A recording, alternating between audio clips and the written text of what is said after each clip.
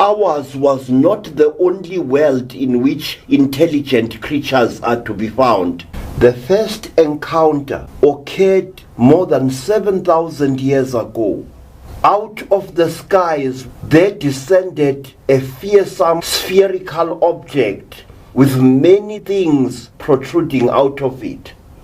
This spherical object descended to earth with a sound like 1,000 thunderstorms. And it settled in a valley, and immediately that valley was mysteriously filled with water. Water cascaded from the slopes of the surrounding mountains. Waters burst forth from rocks where no water had been before, and the water roared down the mountain slopes to fill the valley in which the strange object was. It is said that a number of days went by while the object floated in this new great pool of water. The people were afraid, but something kept them coming to that spot until hundreds of them were gathered upon the tops of the surrounding mountains. It is said that a door opened in this strange metallic sphere, and out of the sphere there came a long line of strange creatures that walked like human beings, creatures that had webbed feet and webbed hands, creatures that had the faces of fishes but the bodies of human beings. It is said that these creatures walked down the gangplank very painfully. Each one of them was carrying a stick at whose top a light shone. The leader of these amazing scaly creatures wore a crown around its head from which blazed a stone even brighter than the sun itself. And the leading creature stood on the gangplank while its followers swam in playful circles around the huge spherical craft. The leading creature lifted up its stick and its right hand, and it addressed the people as follows: People of this world, we are the Numu people. We come from the land of the star of Kiri-Dahu. We have been sent by a very high one in a high place to make certain truths known to you. It spoke for days, telling our people about the mysteries of creation, that human beings were once the leading race. The creature said that because human beings were so vicious, so aggressive towards other intelligent creatures and towards living things in general, a great war broke out amongst the stars as several worlds joined forces against the human race, fought it and drove it away to seek refuge in this forgotten world of ours. The Numu or the Numu or the Nomo told our people that there were many races of living beings who were afraid of us human beings, who kept us under constant observation to ensure that never again do we become a threat to other intelligent creatures. The Numu or the Nomo told the people that if we human beings could get rid of hatred, get rid of war, if we could get rid of selfishness, the great gathering would once more receive us with open arms to take once more our rightful place in the great kingdom of the world. The Numu taught us that we must at all times respect the earth upon which we live, the earth in which we live, was artificially created in order to breed and to sustain life, life which would then spread to other worlds beyond number. The Nqumo said, you must understand who you really are. You must understand how great you are. You must understand how great you once were. And you must know that a living thing that does not spread out sooner or later dies out. And that if you do not follow us into the dark spaces above, you shall exterminate your earth and eventually shall exterminate yourselves. And the earth, which is a womb world, a breeder of life, will be once more empty of living things. It is said that after the Nqumo had told our people all these things and many more, it did a strange and frightening thing. It produced a kind of device, and it destroyed itself with this device. In other words, it committed suicide. It fell upon the metal gangway, and the others came out and cut it up. It was cut into little pieces, and these pieces were roasted upon a sacred fire. And a number of African people were chosen to partake of a strange feast in which the dismembered body of the creature was ceremoniously eaten both by Africans and by the other Nqumo. Then the dead Nqumo was replaced by a female Nqumo as the leader of the expedition. And this Nqumo female said that by this gesture do we seal a pact between ourselves and you human beings.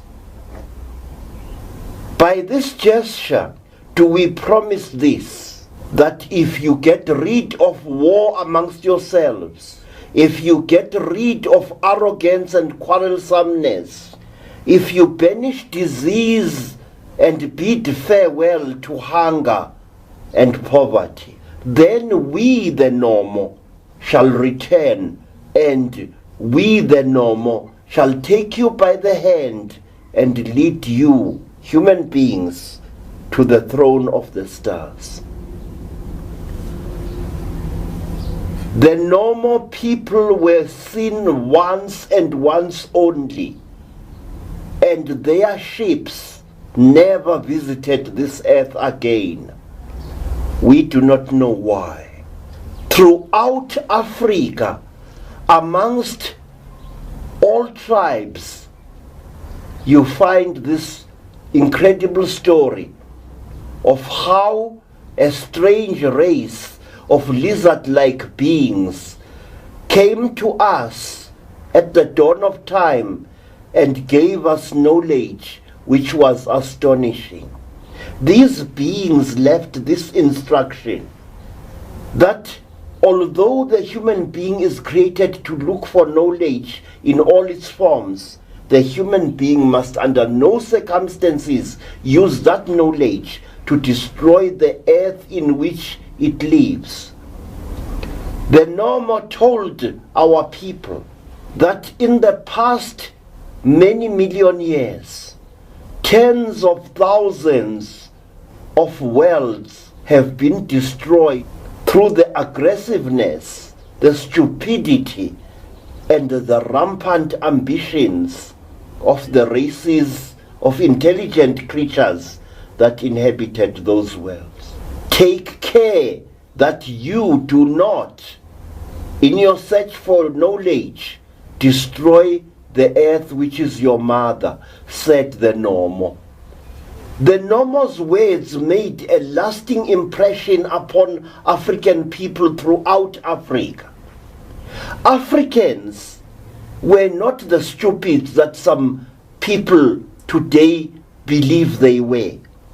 Our people had knowledge of many things that they are not today given credit for by the world. But they kept that knowledge within very strict restraints. They knew about wheeled vehicles. They knew how to make a wheel, and in the language of all tribes throughout Southern and Central Africa, we have a traditional name for a wheel. In Zulu it is called isondo, the rolling bringer nearer, the rolling object that causes another object to come closer. Then why did our people not build wheels? The answer is very simple. They feared that the building of wheeled vehicles might bring about the destruction of the earth. When a Zulu boy was growing up, he had to be an expert with the bow. He had to be able to use the bow and the arrow to survive in the bush. He had to be so good as to be able to bring down a running guinea fowl with one arrow at 20 paces or more. But the great laws of the Nomo forbade the Zulu people from using bows and arrows in battle, even against an enemy armed with muskets and rifles, as the white settlers were. The laws of the lords of the Red Dog Star forbade us from killing our enemies with impersonal weapons. Our people knew about microscopes. This disc here has got tiny holes in it. These holes were filled with fresh water by the wise men who owned this necklace before me.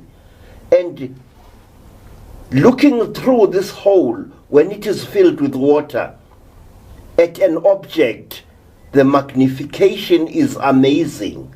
Our people could see germs. They could see bacteria. And they gave it a name, and they saw it through microscopes such as this. Now, when Zulus saw germs, they called them amagciwane, the most ultimate animals, the tiniest living animals. When the Basotho people saw germs through their water drop microscopes, they called them dinonokana, the tiny creeping tormentors. And when the Shangan people of Mozambique and the Eastern Transvaal saw germs, they called them ntsongana, but they were forbidden by the great laws of the stars from using this knowledge in the same way that Western people have used their knowledge. You had to know certain things. You had to be aware of them. But God have mercy upon you if you tried to build them. Then you were executed by the king without mercy at all.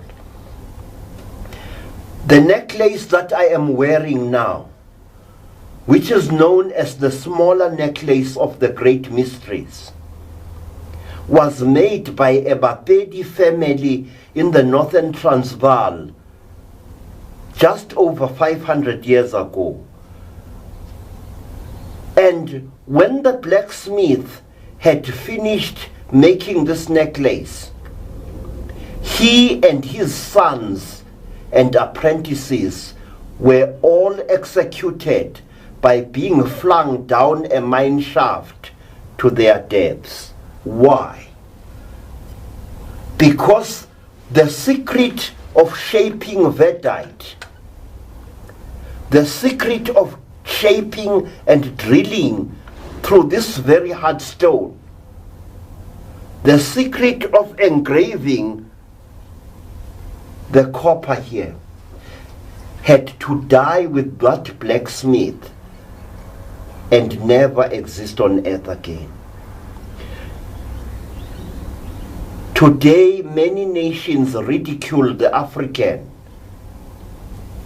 as a creature which never made any contribution to civilization. That accusation is false, racist, and should be rejected with contempt. Your religion can enable you to reach the stars, but your religion also can act as a powerful chain that restrains your creativity. It was so with us Africans. We were not isolated from the rest of the world. Traders came to Africa in ships and they traversed Africa in land vehicles. In caves in the Sahara Desert are shown paintings of men riding chariots. Wheeled vehicles were no stranger to us Africans, but we were forbidden by our religion from building them. The people of Africa have been coexisting, really coexisting, with alien beings from the stars for tens of thousands of years.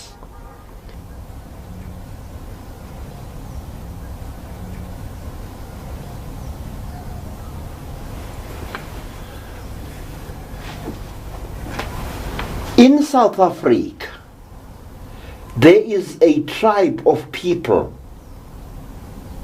who are known as the Mandebele people. My student Nobela here belongs to this great tribe, who are an offshoot of the Zulu people. The Mandebele people pay great honor to this creature, a creature which they say controls the weather of our world, and a constellation which we Africans call Ubejana, the rhinoceros. The Mandebele people say that on wells in that constellation dwell these sacred women who are known as the Amagalube or Amagulube. One other people which honors these people from the stars is a very interesting race of people whom you find in the Zambezi Valley, people who are called the Bantwana people. These people are unique in all Africa in this, that whereas each one of them has got 5 fingers in either hand, they have only got 2 toes on either foot. Anthropologists call them ostrich people. We call them the children of the rhinoceros stars. These people are one of the tribes in Africa which claim direct descent from star beings who came to earth, we know not when, and who mated with African women. Star beings which, we are told, only had 2 fingers in either hand and 2 toes in either foot. We are told that the Bantwana people, with their 2 toes on either foot,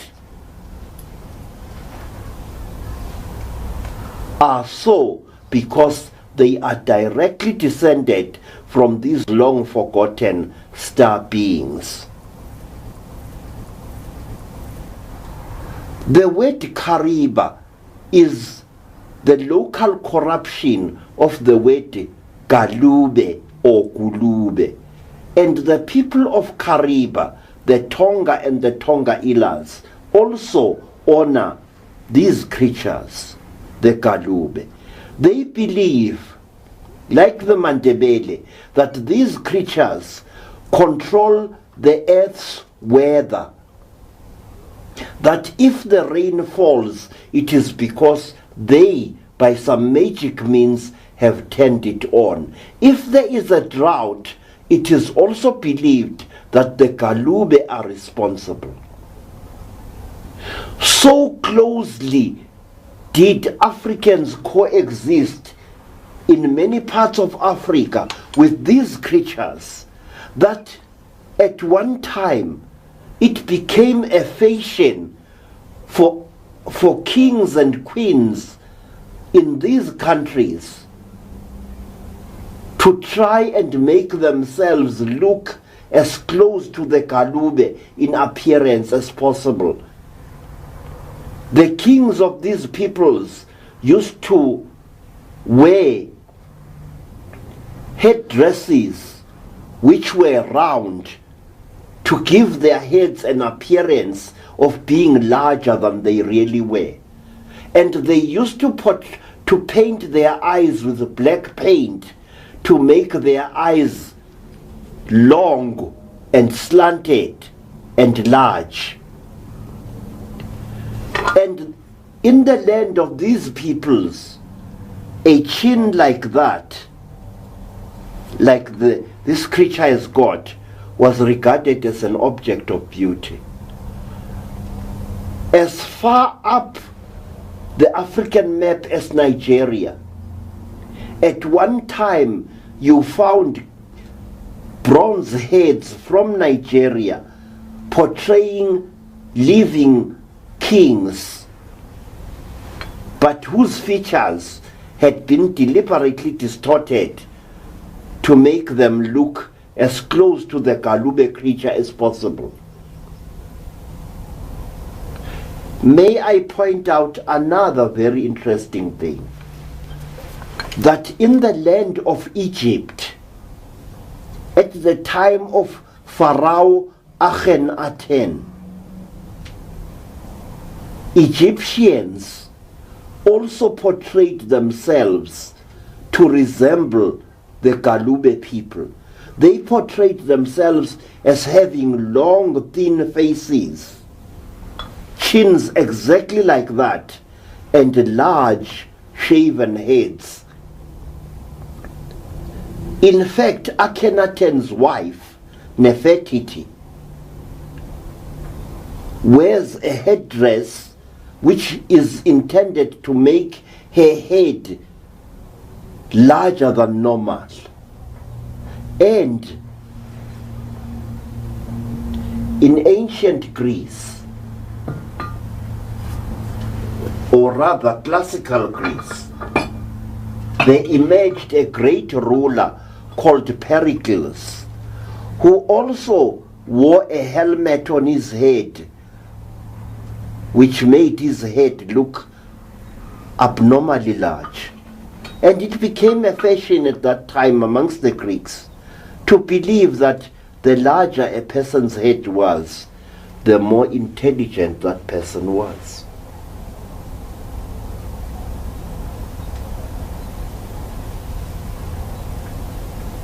Our people say that whenever we need rain, we must direct our prayers towards the Orion constellation.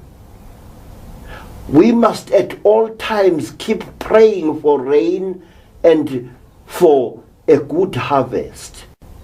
Because the moment we stop praying, the sacred Galube women will think that we no longer need rain, that we have reached that stage of our development when we no longer need rain at all and no longer need to eat food.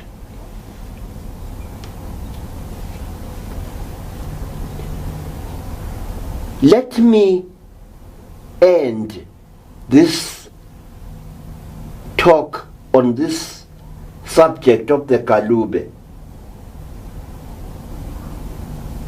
that at one time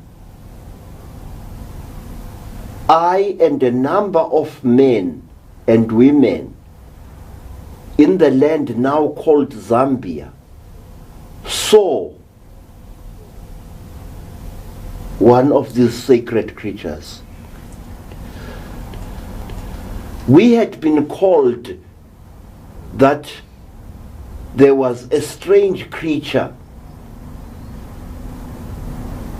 walking around in a certain place near the Kafui River.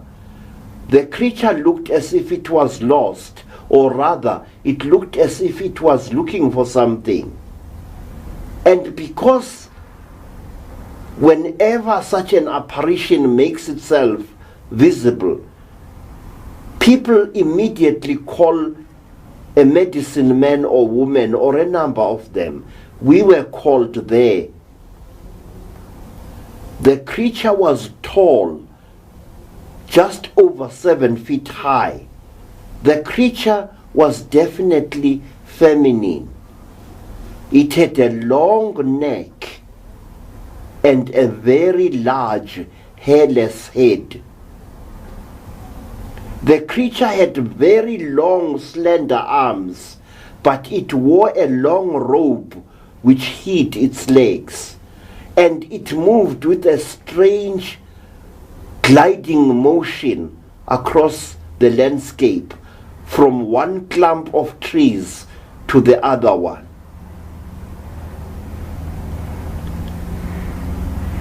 The creature had a bluish gray skin. It moved through the long grass and then disappeared. After that, we all underwent a ceremony of purification because we had seen one of the holiest beings in Africa. The most hated, most despised, and most feared star creature in all Africa.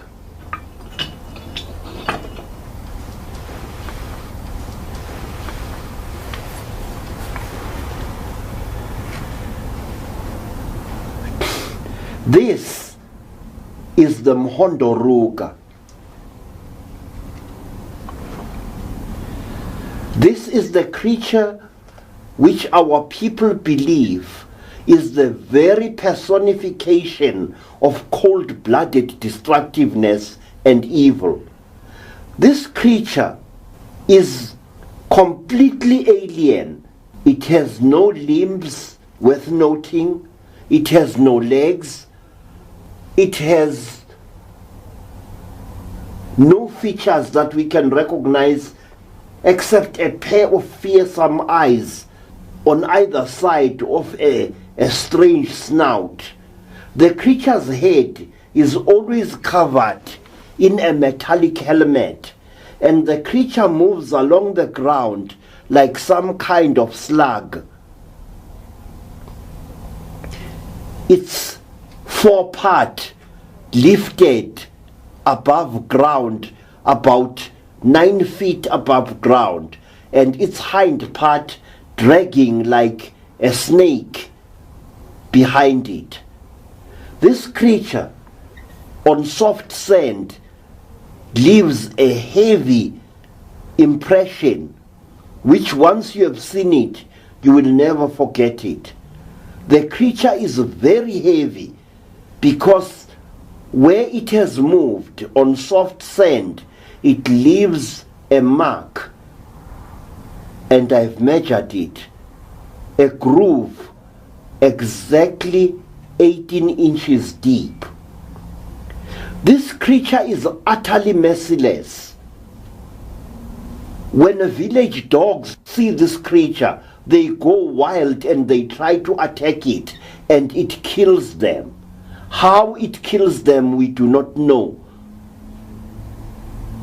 But a dog which has been killed by a mhondoruga does not rot. It becomes hard, as if mummified.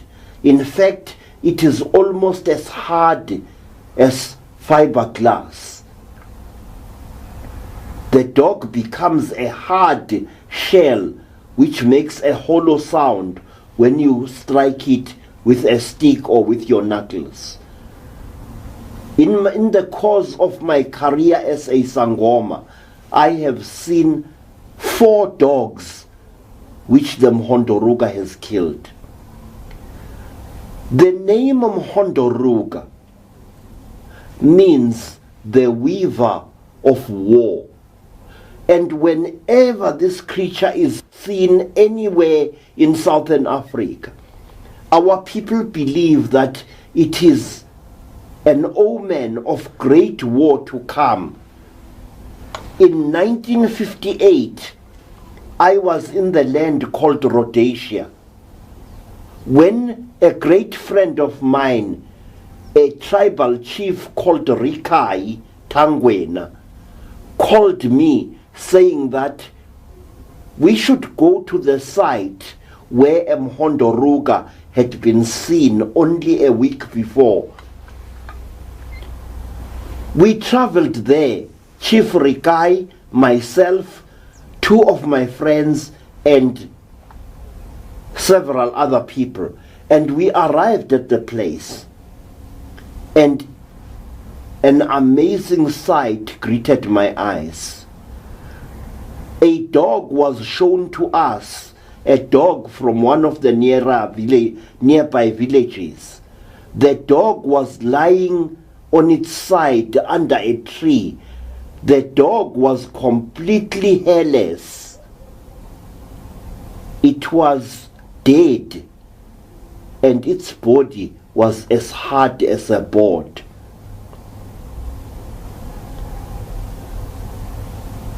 As we moved through the area where the Mhondoruga had been seen, I noticed that all the trees around there, as well as the grass, were burnt. Leafless skeletons, their branches lifted towards the skies in mute appeal, and that every tree around there had not been burnt black, but had been burnt white. If you broke one of those trees, you found that the tree had been burnt white to a distance from the outside, and right at the core of the burnt tree was black. Everywhere there was ruin and desolation, and everywhere you could smell a horrible stench, a stench that I cannot describe, a stench that was not of this world, a stench which, once you smell it, you will never forget. A horrible stench that made your eyes run and your nostrils to be blocked. That was the kind of stench we encountered there. And we scouted around the place, and we saw the great trail that the Mhondoruka had left. And we saw depressions in the sand, as if some kind of flying object had landed there, leaving 4 deep, round depressions about the size of a football in the soft earth. And the people with me, the people of the Mashonan as well as Makaranga nations, told me that this meant that a great war was going to break out in Rhodesia, and they were right. Our people were in contact with these extraterrestrial intelligences, and what is more, that these intelligences, which are not, I repeat, not the figments of somebody's imagination, have made a dramatic impact on African culture for hundreds, if not thousands of years. I have spoken about the sacred creature known as the Nomo. I have spoken about another sacred creature known as the Galube. Now, let me speak about a few more of these remarkable entities from the stars. And I shall choose from this group of little sculptures that I made. I have chosen this fellow here. Now, this creature is the most comical, most amusing and amazing space creature known to us Africans. It is well over 12 feet tall. It is very thin. It has got a pointed head and very ridiculous looking features. This creature has been seen all over Africa by thousands of our people, and it has been seen by thousands of our people over many decades and centuries. The Zulu people used to mistake this creature at first for a ghost, and so they called it Munwi, which means the dead person. One day, King Shaka, that very aggressive emperor of ours, saw a trio of Munwi shadowing him and his army while he was moving south towards the land of the Pondos, just beyond the Umzimvubu River. King Shaka immediately ordered a buto, that is a platoon of warriors, to give the Munwis their marching orders. In true Zulu style, the Zulu warriors charged at the tall entities with assegais flashing. The entities paused, grew even taller, and then turned tail and ran. Now, there is nothing that a Zulu loves more than an enemy who runs away. And the Zulus were very excited. With loud shouts of Bayete, they went after the Munwis, as men armed with spears chasing entities from God knows what faraway star. And when the Munwi saw that the Zulus were gaining upon them, they stopped with their backs towards the Zulus, and through tubes that protrude between their buttocks, they released a horrible stench a terrible smell that caused the Zulus to faint. Afterwards, these poor Zulu warriors suffered from cracks all over their bodies, on their lips, between their buttocks, on their private parts, and between the toes of their feet, as well as the fingers of their hands.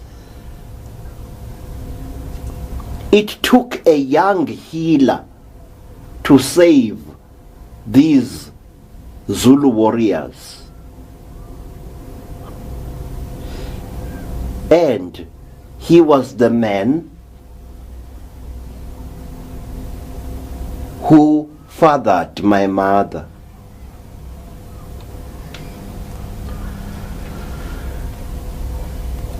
Another name for the Munwi is Umkhungatega, which is a Zulu name for gawking idiot, because that's exactly what these creatures are. They stare at you like idiots, and when you move towards them, they show you a clean pair of heels. This creature is known as Ngadlangadla, a name which is imitative of the huge clattering sound which this creature makes when it moves through the bush. This creature is anything from 12 feet high to slightly over that. And it is a metallic creature whose head is covered in a huge bulbous helmet with a transparent face plate of what looks like glass, behind which bright red eyes stare at you. This creature is amazing in one respect. Not only is it huge and indescribably heavy, but its arms grow from the center of its chest. This creature has got one other characteristic. It can pass through the mud and the grass fences of African villages like a ghost. It is real. It leaves heavy footprints in the ground. It makes an audible sound. It, strangely enough, smells of oil or some such chemical. Many Zulus and people of other tribes who have seen the Ngadlangadla say that it has a smell like a diesel truck,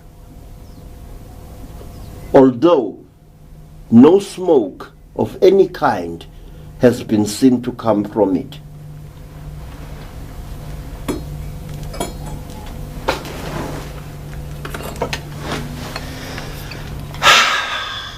Meet Chimombe, the man of iron. One other extraterrestrial being that has been seen in Africa hundreds of times. This creature here has the distinction of being worshipped in many African countries as a god, but it is a space-faring entity. It looks for all the world like a cross between a robot and a battle tank. Its head reminds one of the turret of one of the war tanks of the Second World War. And its body is made up of heavy metal with many joints which move with a faint hissing sound. In Nigeria, they call this entity Ogon. In parts of Central Africa, he is called Nguguni, the Lord of the Blacksmiths. And in the land now known as Zimbabwe, Nguguni is worshipped as Chimbi or Chimombe, and his shrine is in the Zambezi Valley.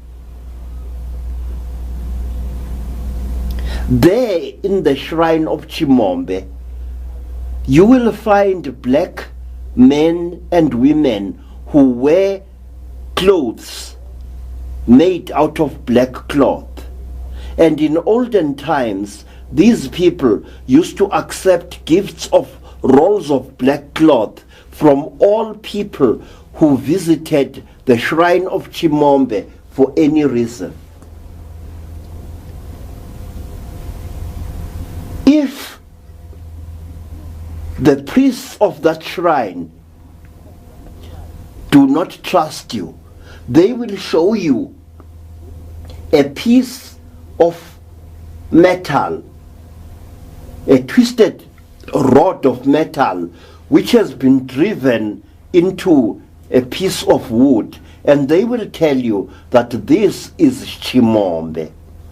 But if you are a traditional healer, a black medicine man or woman whom they trust absolutely, they will fetch from a secret hiding place in the bush the real object which they are the guardians of. This is a piece of metal about half an inch thick and about the size of both my hands placed this way. The piece of metal, and I speak as a person who does metal work of all kinds, the piece of metal that these priests showed me after I had stayed in the shrine of Chimombe's vicinity for a number of weeks and had earned the trust of the priests, is like no metal I've ever seen on earth before. It has a strange soap-like quality. It is silvery red in color if you scratch it, and it is unbelievably heavy. Its structure is very dense, but on several sides it appears to have been fused by great heat. And when you ask the priests there, what is this piece of metal, they will tell you that one day on the southern bank of the Zambezi River, a craft from the stars crashed, killing all its occupants. And that as the craft crashed, it exploded, and bits of it were flung in all directions. These bits disintegrated and bent away on falling to the ground. But this piece, which they are the guardians of, was catapulted from the explosion and fell into the water on the edge, on the sandy edge of a part of the Zambezi River. And the tribes people of that time, so many hundreds of years ago, recovered this bit of crashed starcraft, and they kept it in a hidden place as a sign to whatever gods may have been inside that craft, that we are keeping your memory alive in our minds. We shall worship you even though you died in an explosion of flame. That is the story of the shrine of Chimombe. Now, I wish you, honorable friends, to meet a very friendly gentleman from beyond. This being is slightly shorter than the average human being. It is completely encased in a metallic suit which is of a golden color or a silvery color. The eyes have a strange slanting characteristic, and there is always an odd harmonica-like object stuck to the front of the creature's helmet. There are other attachments too upon the creature's suit, and many people who have been very close up to this creature, people all over Southern Africa, attest to the fact that this creature has only 3 fingers and a thumb in one hand, not 5 fingers, as is the case with us. This creature is a thick-set, very clumsy looking, and whenever it encounters a human being, like most of these star creatures, it puts some kind of hypnotic spell upon that human being, and then very gently it touches the chest of the human being with its hand, which it extends exactly as I have done it here. This is the way we are told this creature communicates with human beings. You will often find this strange gentleman messing about with 2 or 3 assistants like him in goat pens, cattle pens, and fowl runs. At one time, a Zulu householder caught a number of these creatures, and having enclosed one of his cows in a cage-like structure, which they were moving backwards and forwards, up and down, as if taking measurements of the cow for some reason. After that, the Zulu told us that cow of his disappeared while grazing with other cows in the bush about a month after this incident and was never seen again. These creatures are often seen also stealing eggs in African villages. They seem to be very interested in the eggs of domestic fowls. Why this should be so, I do not know. But this is something that I have encountered many times in my career as a Sangoma, that strange humanoid metallic entities with spherical heads are often seen stealing eggs in African fowl runs. This creature is known by the Zulus by the comical nickname of Ndeyiza, which means Lord Big Round Head.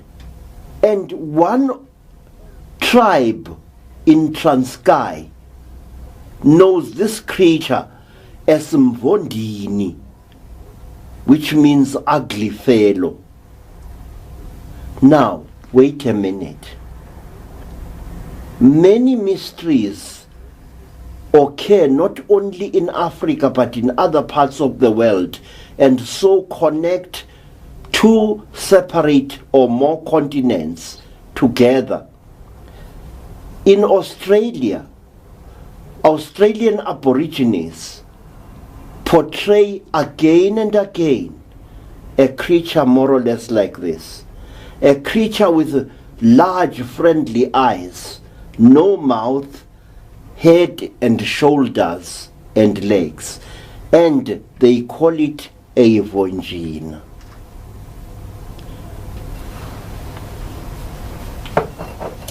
And they say, just as we do, that the Mbonjina is a messenger of the gods who comes from the stars.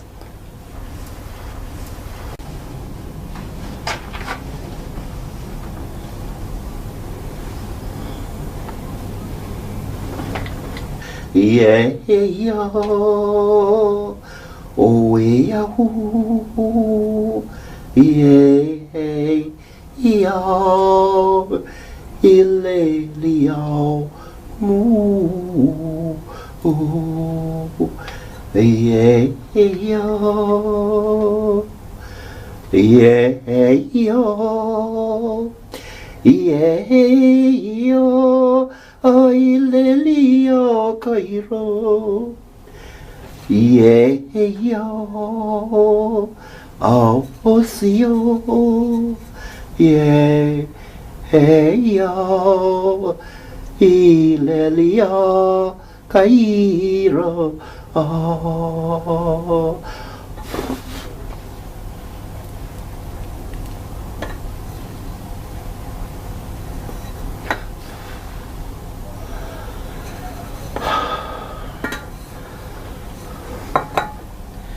Yeah, oh,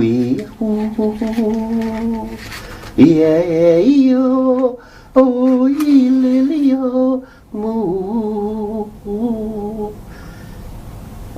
asio, amarabiku, yeah,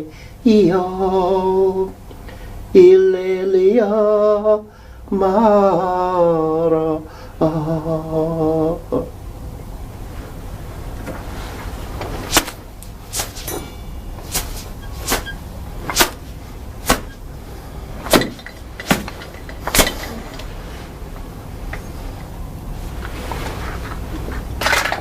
Yeah,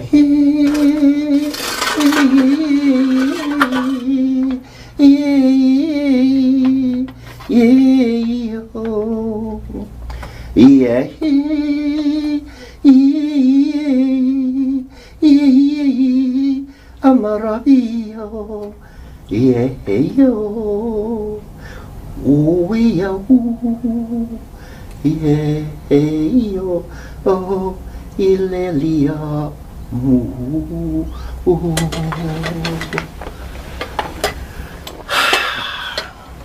The Zulus say that he who wants to talk about the angry gods must seek the protection of even higher gods.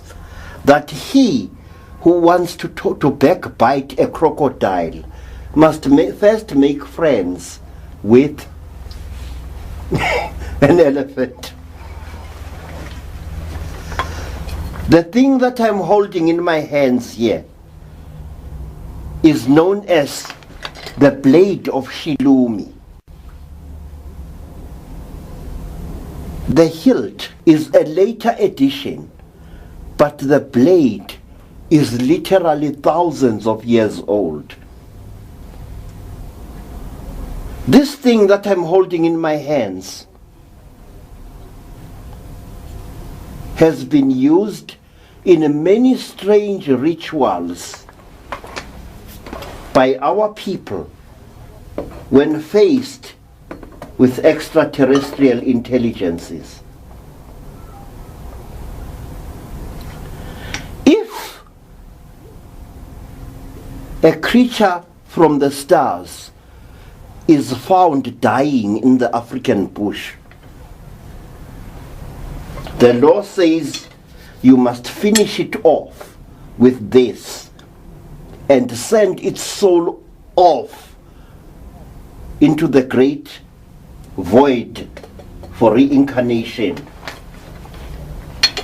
One other name for this blade is the blade of Nanana, the warrior goddess who came from the stars at an unbelievably ancient time to fight great battles for African people against demonic entities from the star that white people call Alpha Centauri, which star we call Liitlo Lapiri, the eye of the hyena or the eye of the wolf. But that is another story. I want to issue the following warnings based firmly upon traditional law. When you see a creature from the stars, you must never show fear. They are not like us. They mistake fear for aggression, and they will hurt you or kill you. People in Africa, people overseas, have received burns from these alien beings. Burns inflicted by beings which felt threatened by the actions of the human being concerned. Now let me tell you another story, and I will cut it as short as possible. There was once a young woman in the land of the Venda people. Her name was Nevulana, which means little rain or rain shower. Nevulana was a widow, and her nasty-tempered mother-in-law repeatedly accused Nevulana of having brought about the death of her husband, the old woman's son, through witchcraft. So, very soon, Nevulana found herself an outcast in her village. And she found that she had to do most of the things that she needed for her daily life survival on her own, other women refusing to help her. It was the law and the custom in those days that a widowed person was to receive all kinds of assistance. Water was to be fetched for her, wood was to be found for her, and if she had a little child, as Nevulana had a little baby,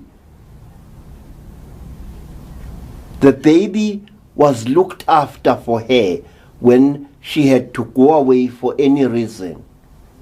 But Nevulana was hated by the community. First of all, because she belonged to the Balemba people, and the other people belonged to the Vavenda people.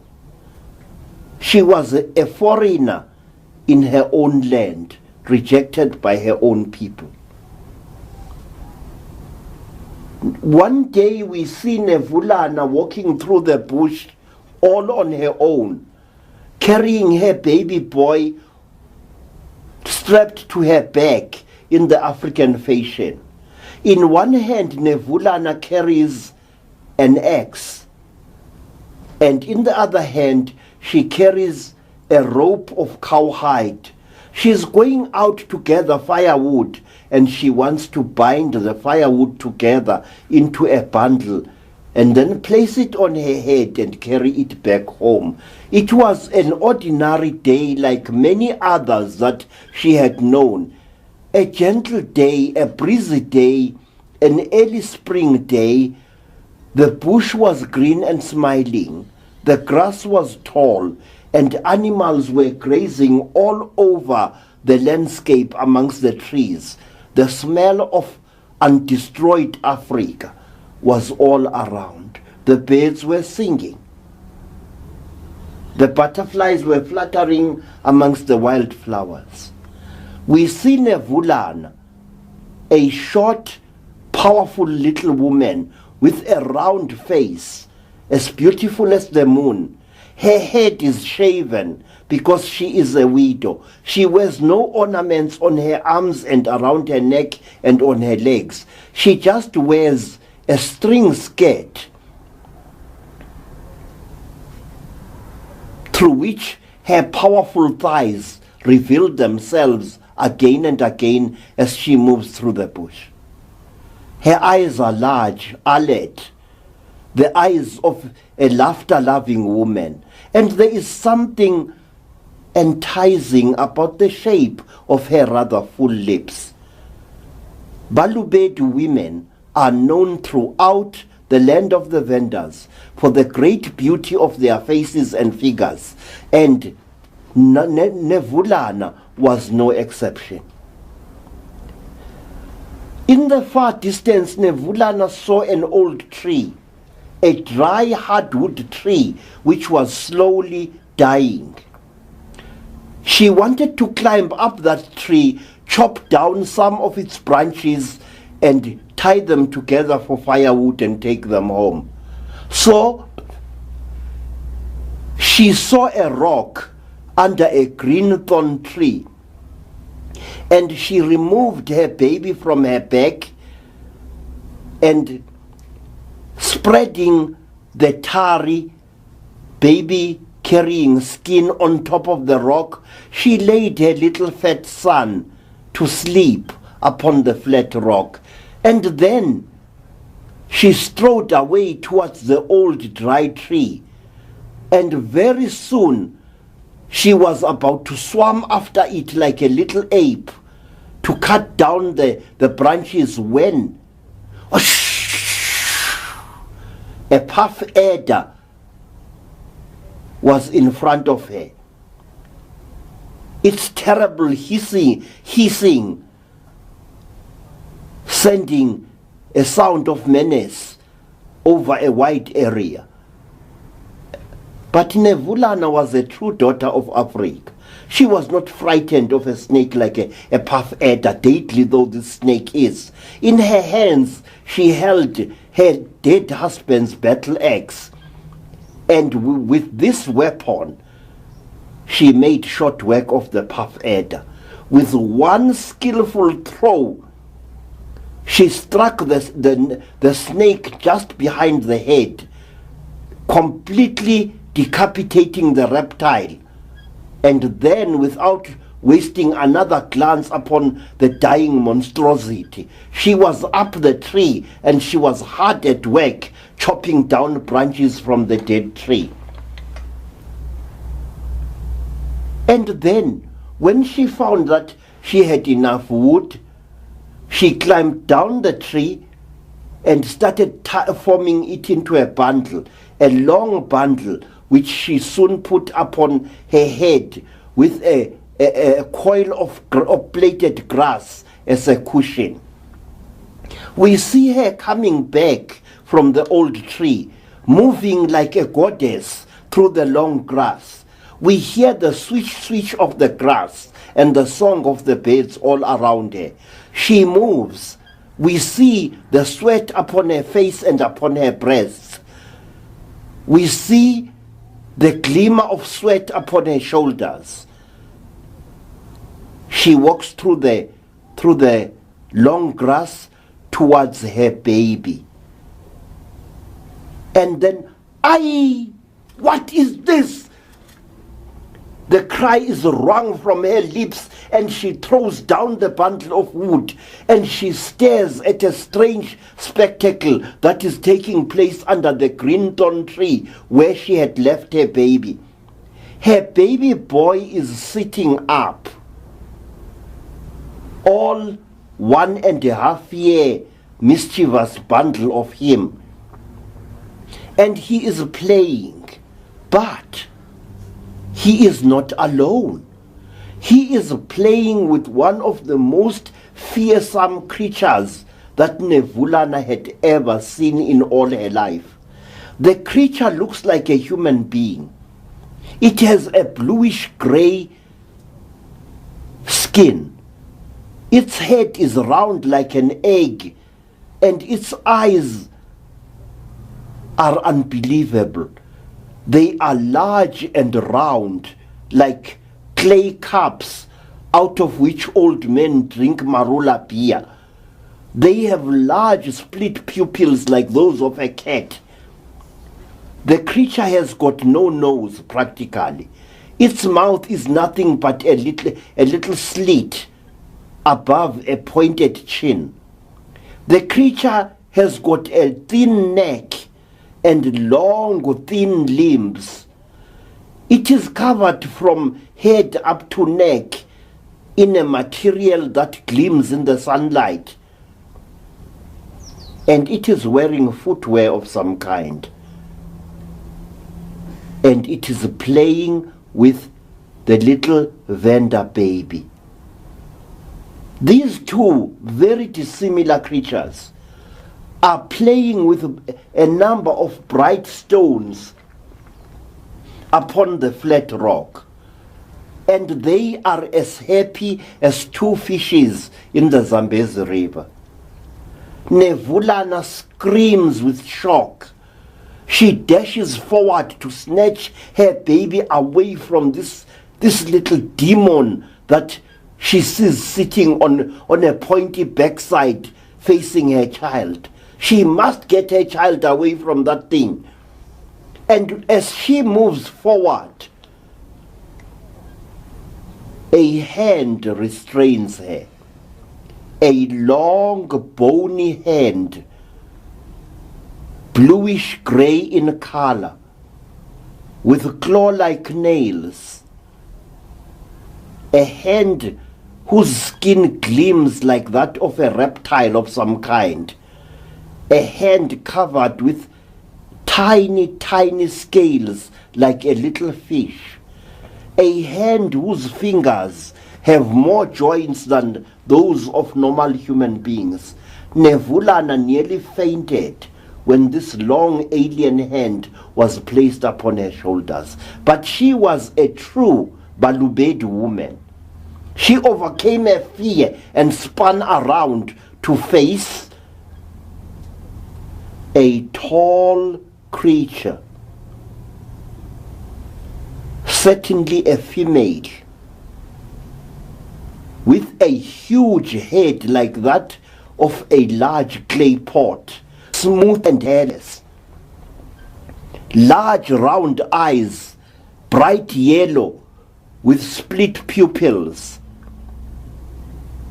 stared at Nevulana. A mere mockery of a nose with tiny nostrils, a slit of a mouth in which the vendor woman could read no expression. "Who are you?" cried Nevulana. "What are you? Let go of me." A voice spoke in Nevulana's mind. The voice said, "My sister, please allow our offsprings to play together. I know that you creatures of this world are dominated by fear, but see, your baby and my baby do not fear each other. Please allow the children to play. Do not disturb them. Come."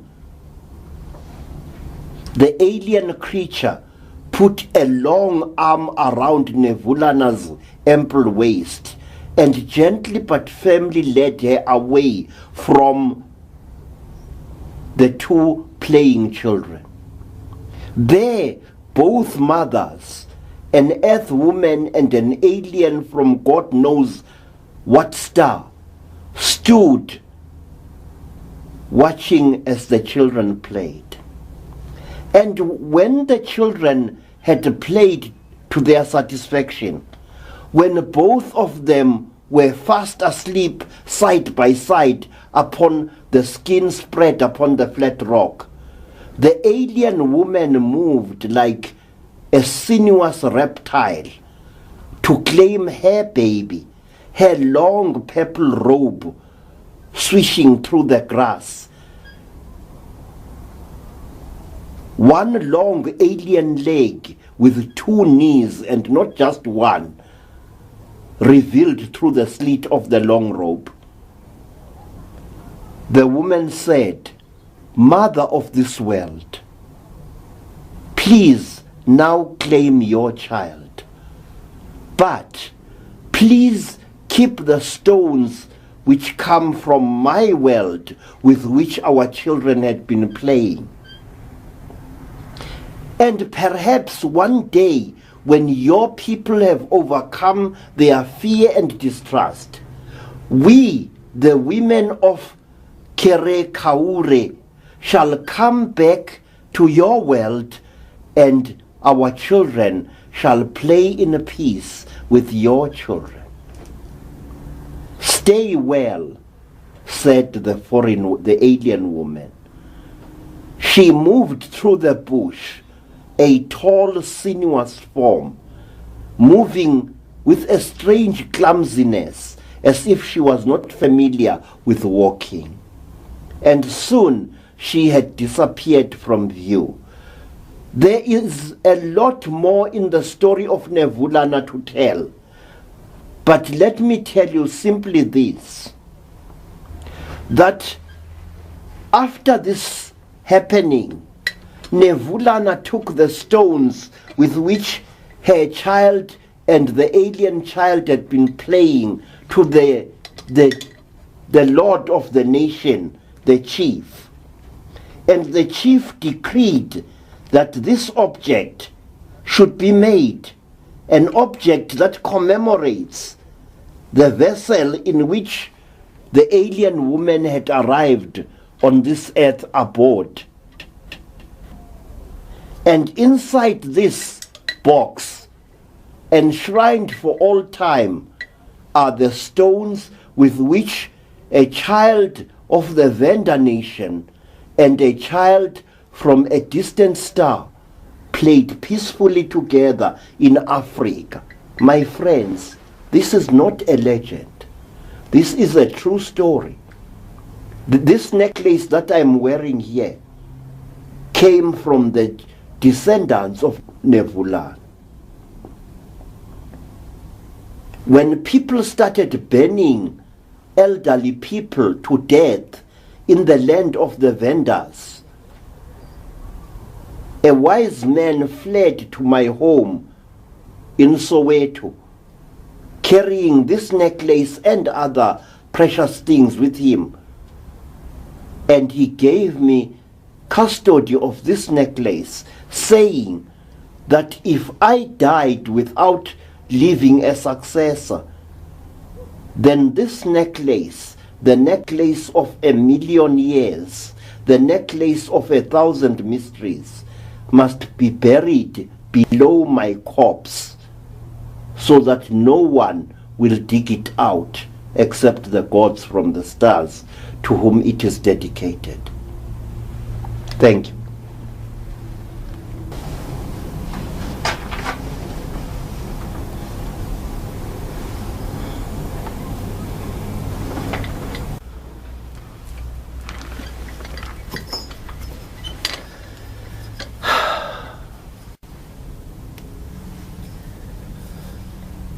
I want you, my friends, please, to have a look at this gentleman here. He is one of the well-known star entities which I forgot to mention earlier in our talk about the many tribes of alien beings that are often seen upon our earth. What are these creatures doing? Are they visitors? Are they guardians and protectors? Or are they warders looking, overseeing a prison full of criminals? I do not know, and I will never claim to know. All I do know is that our people were right when they said that there were many other worlds. They counted 14 of them that swim like lost fishes in the dark sea of space, worlds in which living entities exist, entities which often visit our earth. Entities of various kinds, ranging from the most grotesque to the most bizarre, from the most beautiful to the most fearsome. This is a very huge creature known by the Zulu people as isifufufu. This creature looks like a moth or a bat.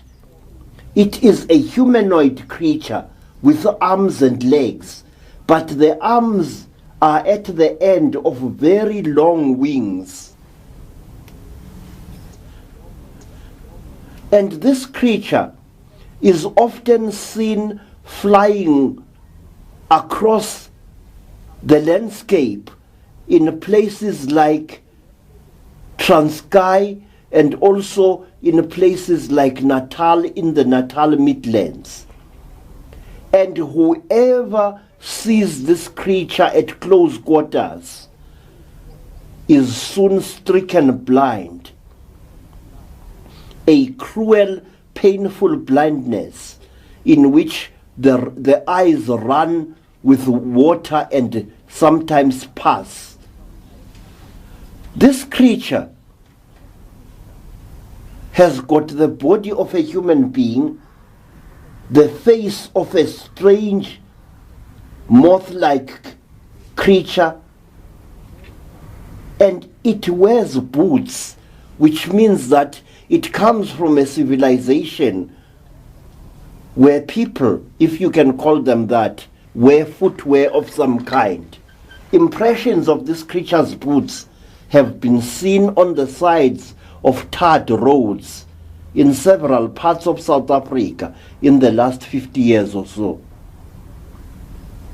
The isifufufu rarely appears in our country, and when it does, it always appears just after sunset, never later, and it is seen flying like a huge and ugly bat over the beach, over the ocean, and across roads, and even above African villages.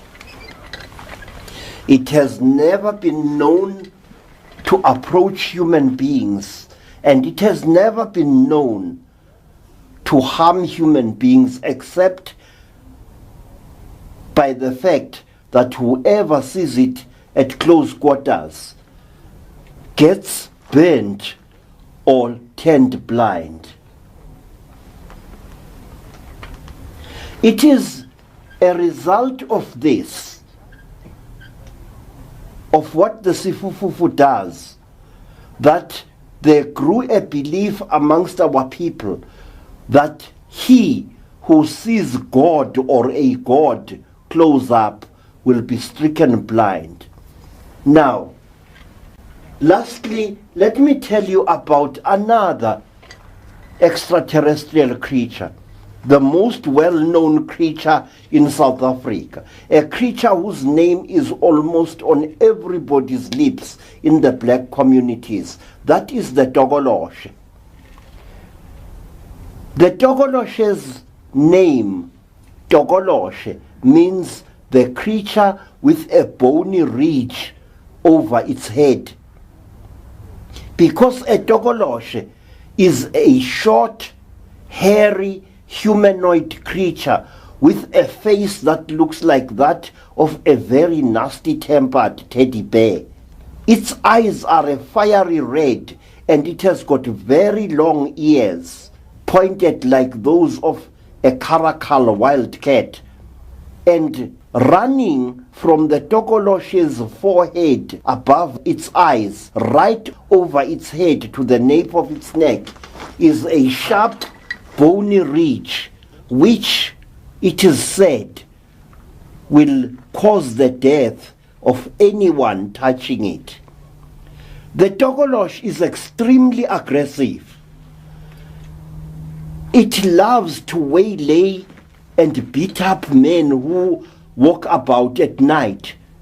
And it loves to use the man's own walking stick to beat the stuffing out of him. The tokolosh loves children. It reveals itself to children and is often found playing with them. But that is as far as the tokolosh's good behavior goes, because it loves nothing more than to sexually assault and even to rape women. Throughout Southern Africa, in urban as well as rural areas, our people raise their beds almost 3 feet high above the ground on bricks and on paint tins filled with earth. The reason for this is to avoid being molested by a tokolosh, to protect the sleeper from mischief done by the tokolosh.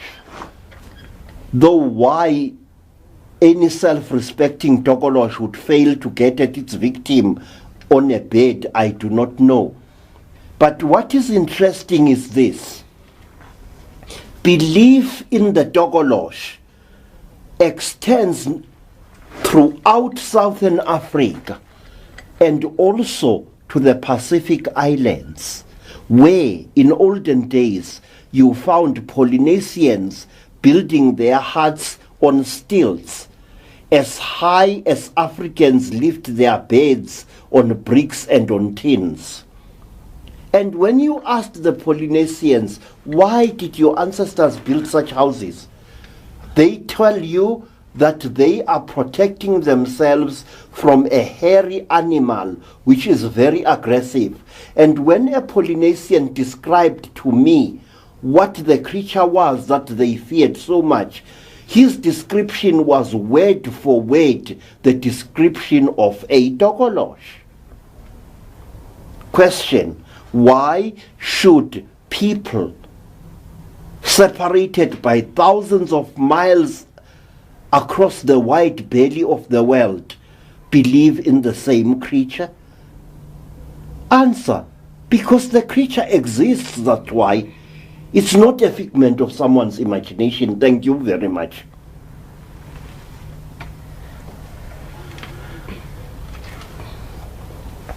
Our people say that tokoloshes are in themselves not mischievous, but they become evil, especially when they get under the influence of a sorcerer who then uses them to terrorize people.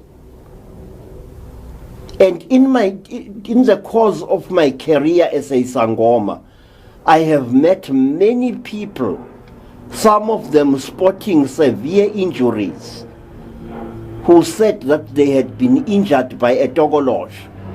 And sometimes this injuring by this creature had occurred in front of many witnesses. A person who has been molested by a tokolosh becomes completely mad for about a year or so, and then the madness disappears. Many times, more times than I care to number, in the course of my career as a healer, as a Sanusi and a Sangoma, I have encountered many men and women, some of them sporting quite severe injuries, who had been injured by the entity that we call the tokolosh. The tokolosh always appears after a sipuputega craft, which white people call a flying saucer, has been seen in the skies above the community. Tokoloshes always turn up then in all their aggressive glory. And at certain times, a tokolosh will go out of its way to inflict injury upon children, especially children who have reached or about to reach puberty. A tokolosh will terrorize a whole boarding school full of girls or boys, scratching their backs, inflicting injuries upon the children on their thighs, on their backs, and on their faces and stomachs, injuries that look for all the world as if the children had been scratched by a very aggressive cat. Usually, the scratches show that the creature which inflicted them had 3 fingers on its hand. And when we were young as children, we were often scratched this way on our heads, tufts of our hair torn off, leaving bald spots, and our bodies itching all over from mysterious scratches which needed urgent herbal treatment to cure, otherwise they turned very, very deadly, septic and deadly. I remember in the year 1946, a community of black people was terrorized by an entity which was known as Mapunapuna, the Naked One. Mapunapuna was a tokolosh with a huge round head and an enormous penis, and he made himself visible to women and to girls, scaring the wits out of them, happy to see them run. What happened to Mapunapuna and where it went, I shall never know. But very recently in South Africa, another extraterrestrial entity known as Pinky Pinky had put in an appearance. And these entities always put up an appearance at certain times when dramatic events are about to take place in the country. I do know from experience that whenever there are several sightings of a tokolosh, there is always trouble of some kind in the offing. There was a rash of tokolosh sightings and terrorization just before the Second World War. There was another just before the Durban riots of 1949, and there was another rush of such happenings before the tragic events of Sharpeville in March 1960. And let me tell you this, that just before the Soweto riots of 1976, 2 Mhondoruka creatures were seen moving through the long grass on the edge of Zola Township, which is part of the Great Soweto Township complex. These creatures were seen by over 20 people, some of them residents of the township and some of them mere passers-by. And they were seen in broad daylight in the late afternoon just before sunset. And the sighting lasted almost the greater part of an hour. Not long thereafter, a group of faith healers went to the spot where the creatures had been seen and tried to exorcise whatever negative energy they had left there. And a very amazing thing happened. The moment the people stepped onto that place, they went crazy. They started behaving in an illogical and totally insane way. Men removed their trousers and started dancing in the veld. Women screamed and went into hysterical fits, some of them utterly catatonic. It was a really amazing spectacle. But it wasn't just the human beings who were affected. A small dog which had followed a group of children to the place also started behaving strangely. It turned upon its owners and chased the legs off them across the veld before it calmed down. When you are a sangoma, your life ceases to be your own. When you are a sangoma, you stop becoming an ordinary human being, but you become rather a lonely pilgrim traveling that strange grey road between the known and the little known, between the visible and the invisible, between the mysterious and the crushingly ordinary. And when I became a sangoma, I started walking along this road. When you are a sangoma, you do not look for trouble. No self-respecting sangoma ever does. But trouble finds you. People come to your doorstep, bringing ordinary complaints with which you can deal. But they also sometimes bring strange mysteries to the doorstep of your life, mysteries that change your life forever. I remember my first case, which was to be one of several hundred to date, of the first person who was brought to me with an incredible story to tell. The person had been a schoolboy called Sipho. Sipho told us that he had been captured by strange creatures whom he called dolls. And these dolls had brought him to a strange place and had done strange things to him that had made him almost mad with terror and fear. And to support his story, Sipho showed us two strange injuries on his buttocks.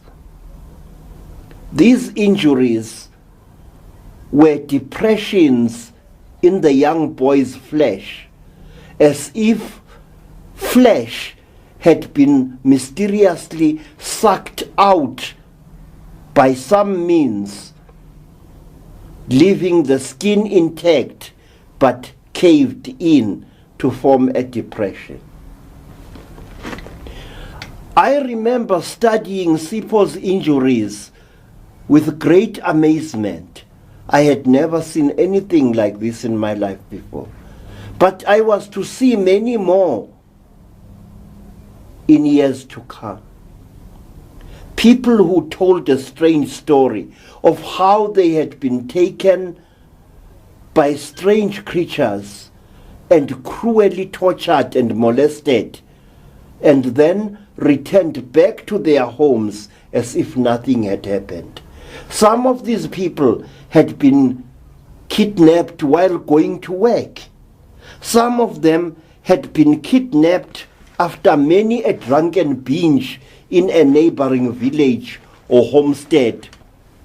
Some of these people had been abducted while carrying on with their daily duties in the veld. I remember a woman who had lost her job with a farmer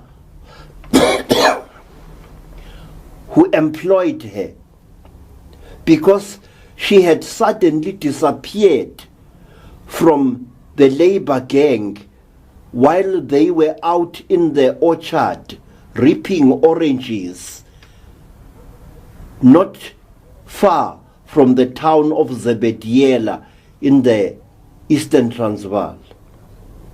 The woman had disappeared for a number of days, and she returned with an unbelievable story to tell. She returned with her sanity almost lost and with a number of injuries identical to sepals in various parts of her body. And furthermore, this poor woman complained that she had been raped. And to support her story, when I asked a female Sangoma to examine her, the Sangoma found that the woman's female organ inside had been severely lacerated, as if some kind of instrument had been used on her. This woman also suffered from nose bleeding in one nostril only, and she was indeed in need of urgent help.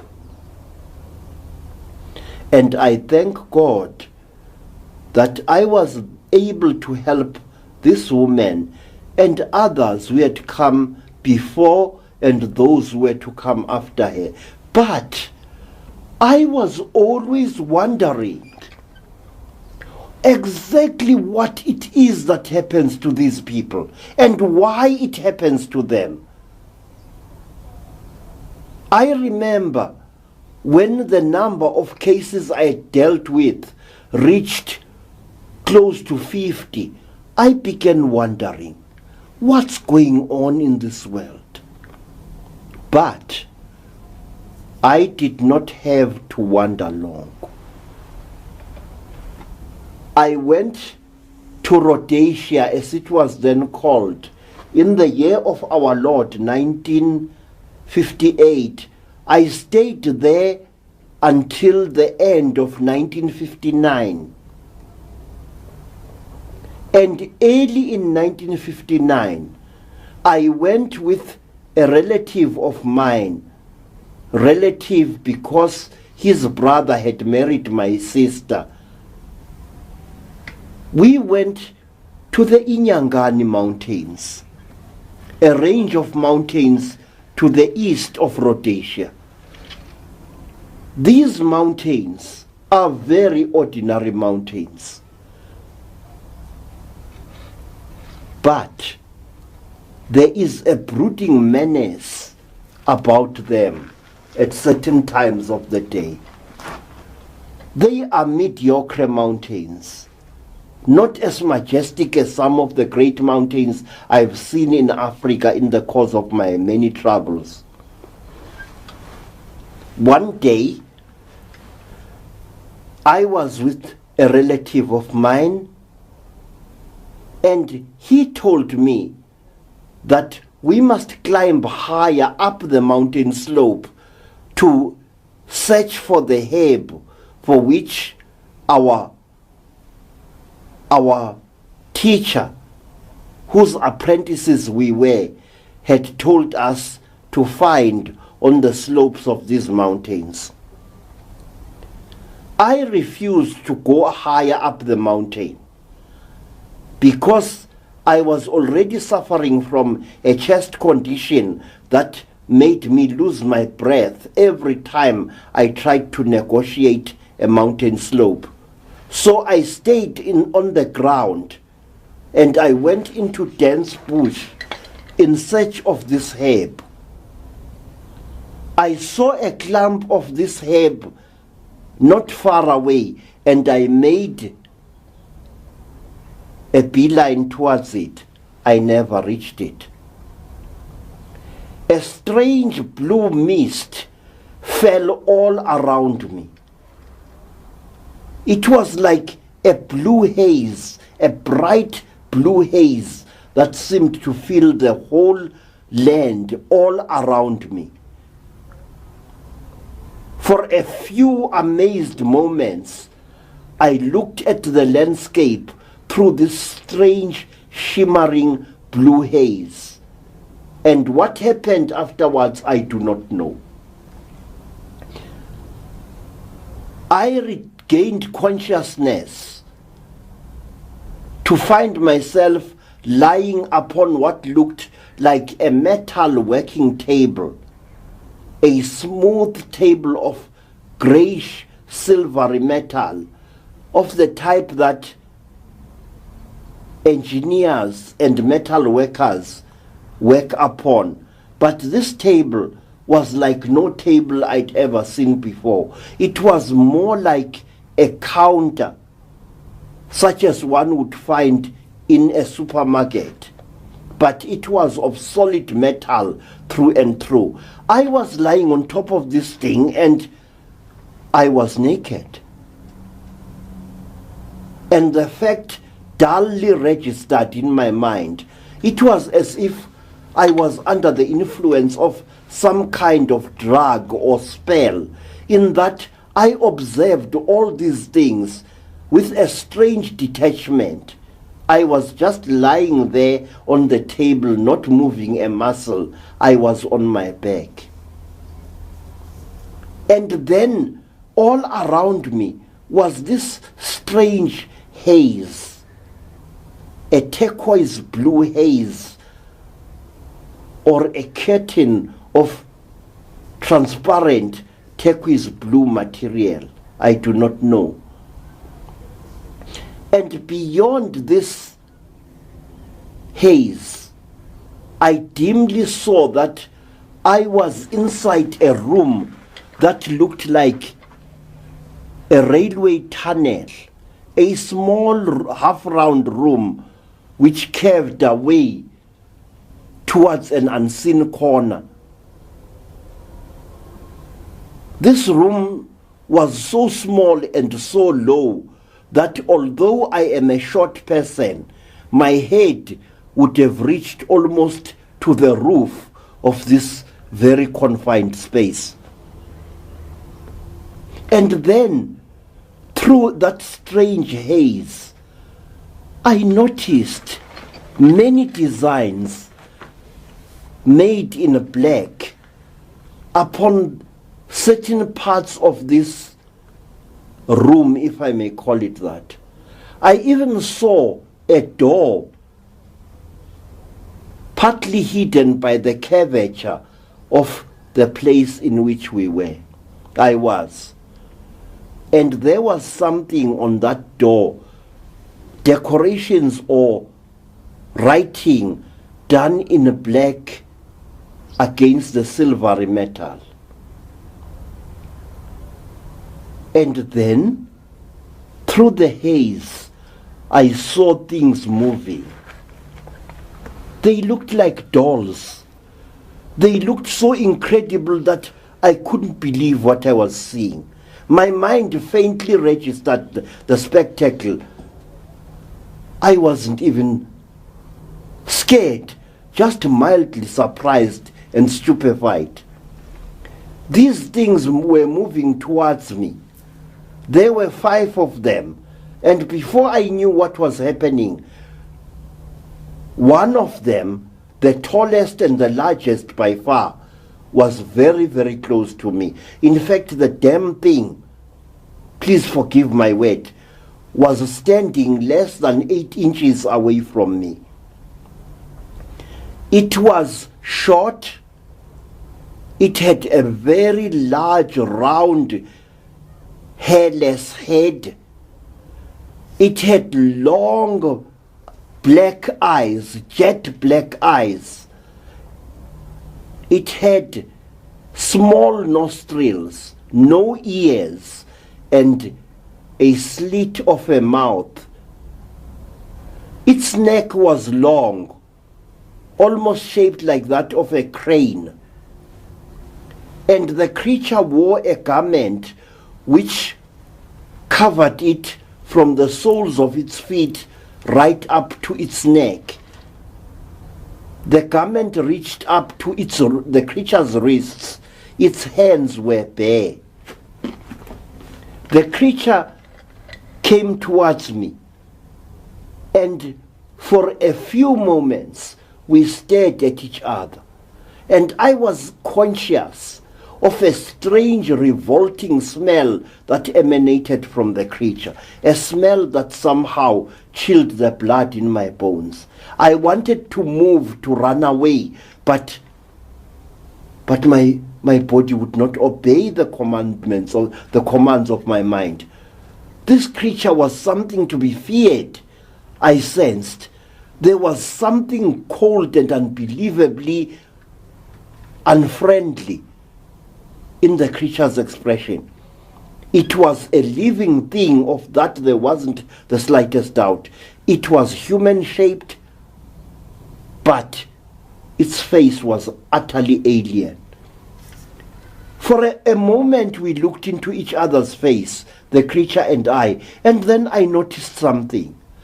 That the long black goggle-like things that seemed to cover the creature's eyes were really a kind of goggle. And behind the goggles, one could make out the creature's eyes, split pupilled and round. And I wasn't given enough time to dwell upon what I was seeing, as the other creatures came all around me. And the next moment, a terrible scream was torn out of my lips as a burning pain seared into my thigh. I turned my head, forcing it to turn, and I saw that one of the creatures had buried something that looked like a flexible cable in my left thigh, and the pain was horrible. And even now, I remember that and much more with a shudder. But the agony did not end there, because the next thing that happened was that one of the creatures, a creature which looked very strange and unbelievably old, I noticed that its skin was peeling here and there, exposing a sort of a pinkish underlayer. There were peels of skin around the creature's mouth, near its left temple, and very close to where its ear should have been if it had been a human being.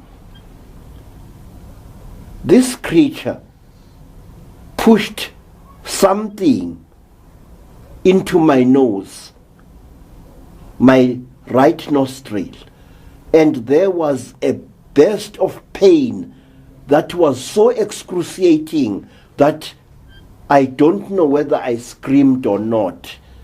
It was a maelstrom of agony.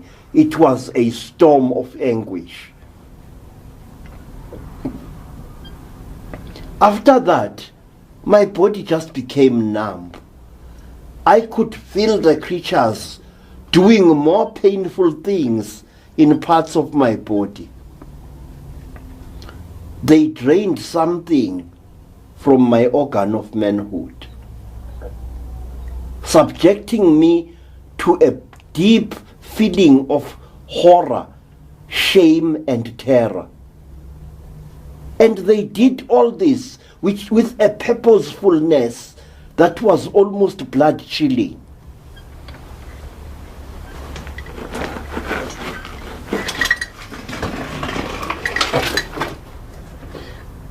And I remember screaming and crying out for my mother. And the creatures didn't care what I was saying. They took absolutely no notice of what I was undergoing. To them, it was as if they were doing a job, like surgeons dissecting an ugly monstrosity on some table. To them, it was a duty of some kind, a duty which was attended by a desperation and an efficiency that was literally out of this world. I remember after what seemed like an eternity of hell and pain. I remember that the leading creature placed its hand upon my mouth, patting my open, screaming lips again and again, none too gently, as if to say, please shut up, you stupid ape. Can't you see we are busy? There was, if I could have read only a trace of expression or compassion in those cold, grayish-blue alien faces, I would have understood. But their faces were totally unreadable, and they said nothing. They only seemed to communicate with each other in a series of squeaks and rattling sound and hisses. I remember that in the group there was one of them which took my attention more than all the rest. This creature was wearing a grey silvery garment. But that was not all. It was also wearing a recognizable cap with a visor, a cap of the type that schoolboys used to wear in some schools, a round cap with a little peak like a duck's beak in front. I noticed this and it amazed me. What were these creatures? And when the tallest of the creatures finished petting my mouth, I assumed stupidly that my agony was over, but it was not. Because when human beings or strange creatures like those are busy torturing you, you are in extreme pain. Your pain knows no description. You cannot run. You are utterly captive and helpless. And these things are doing to you exactly as they wish. But when they stop torturing you, when they stop plunging things into your body, things that you don't even understand. Many times I wanted the creatures to tell me what they were torturing me for. What had I done? But they did not even say a word. They did not even make a single recognizable gesture of apology to me. They didn't. They just went about whatever they were doing. These creatures looked exactly like this. They are the type of alien creature that has been known and feared throughout Africa for generations. This creature is about 3 feet tall. It looks for all the world like a child who is on the last stages of dying of malnutrition. It looks exactly like this, and it has a strange smell which once you smell it, you shall never forget it. This creature is known by the Zulu-speaking people of South Africa as a mantindane.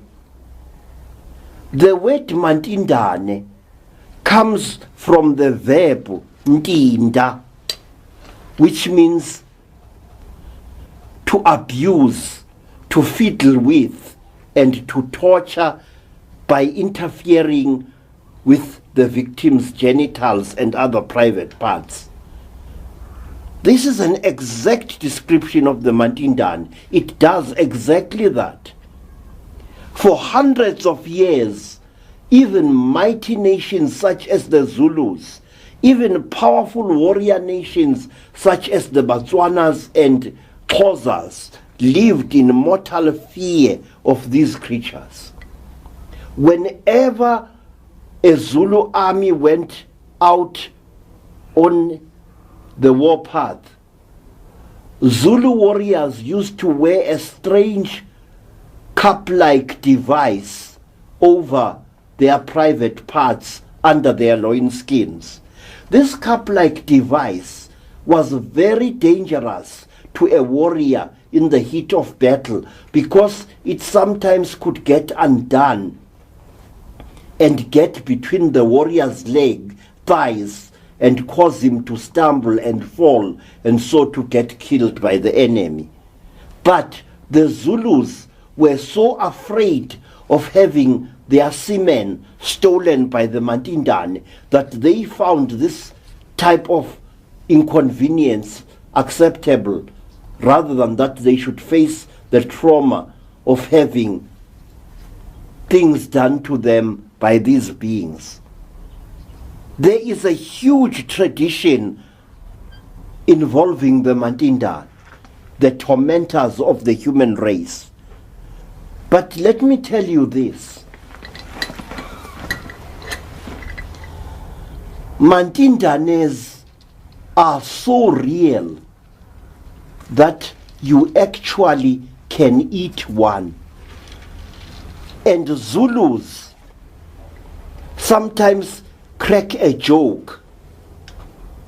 When you have done a Zulu a very great favor, the Zulu will sometimes say to you, "My friend, I don't know how to thank you. I should rather slaughter a Matindane in your honor." Now, that strange statement hides an actual practice which is still being carried on in many parts of Southern Africa today. If a Sangoma finds a dead Matindane in the bush, that Sangoma must invite his or her closest friends to a ritual feast on the dried flesh of this little monstrosity. And people who have eaten the flesh of a Matindane become inseparable friends afterwards. The creature's flesh is utterly tasteless. It tastes for all the world like soft cardboard to which a little salt has been added. And if you have ingested the creature's flesh, then you must prepare yourself for great sickness. A terrible rash will erupt all over your body. Your breathing will be hampered. Your heart will beat with great difficulty.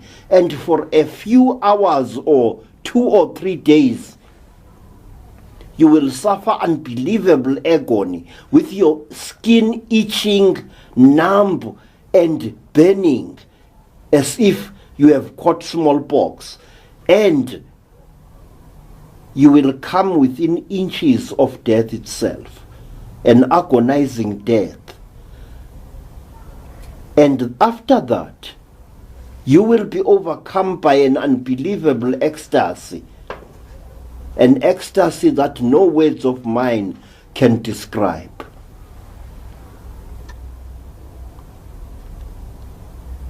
My friends, there are very great mysteries in Africa, and they are still there.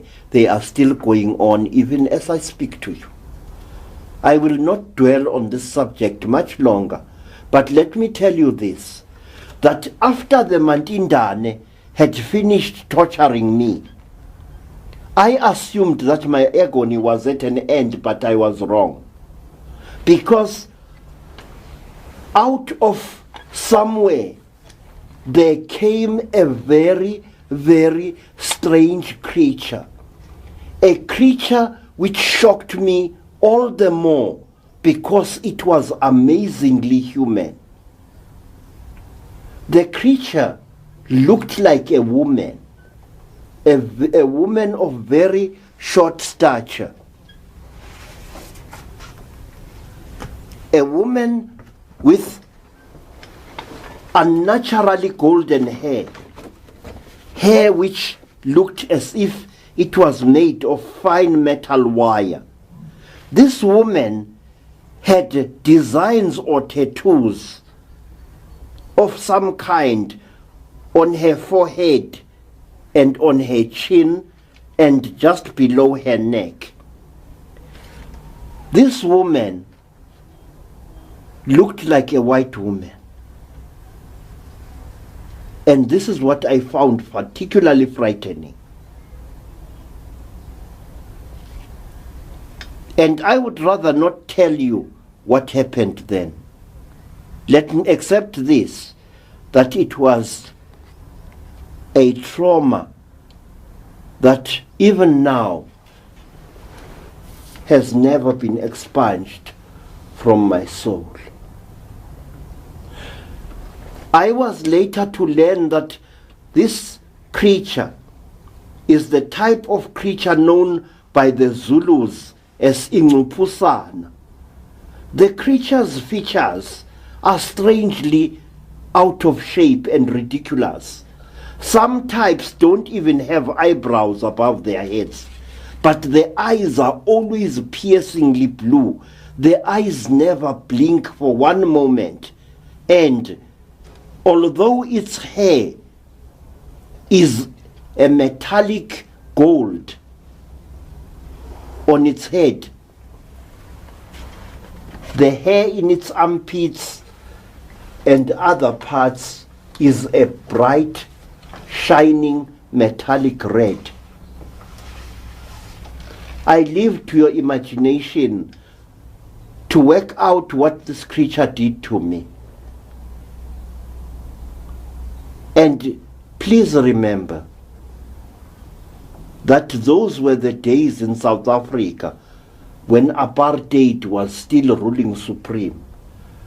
And I walked the valleys of South Africa afterwards, haunted by a double fear. The fear of the Mantindane and also the fear of being arrested by the police for having broken a strange law which was in force at that time. Let me tell you that after this strange, disproportionately shaped creature, a creature with an unnaturally long thorax and strangely short legs and long arms,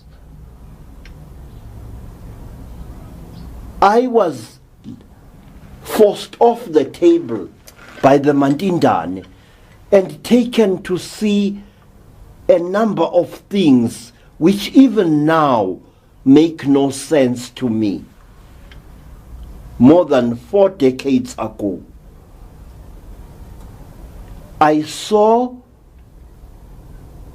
creatures in what appeared to be glass jars, little Mantindane swimming like ugly little frogs inside pinkish fluid.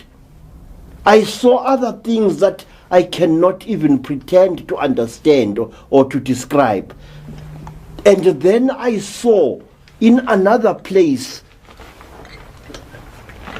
a number of people, yellow people, black people, and white people, undergoing the same brutal torture that I had undergone. But then one of the people was a man. I came so close to him as to look down into his agonized face. He looked up at me and I looked up at him. The man was a white man. And some years later, round about 1963, I was walking the streets of Johannesburg when a white man suddenly grabbed me by the shoulder.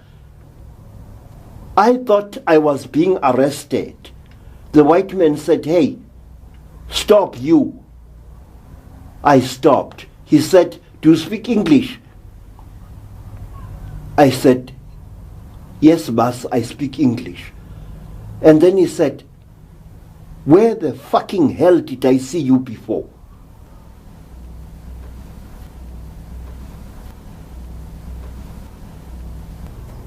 "Where did I see you before? Where?" I said, "I don't know, boss."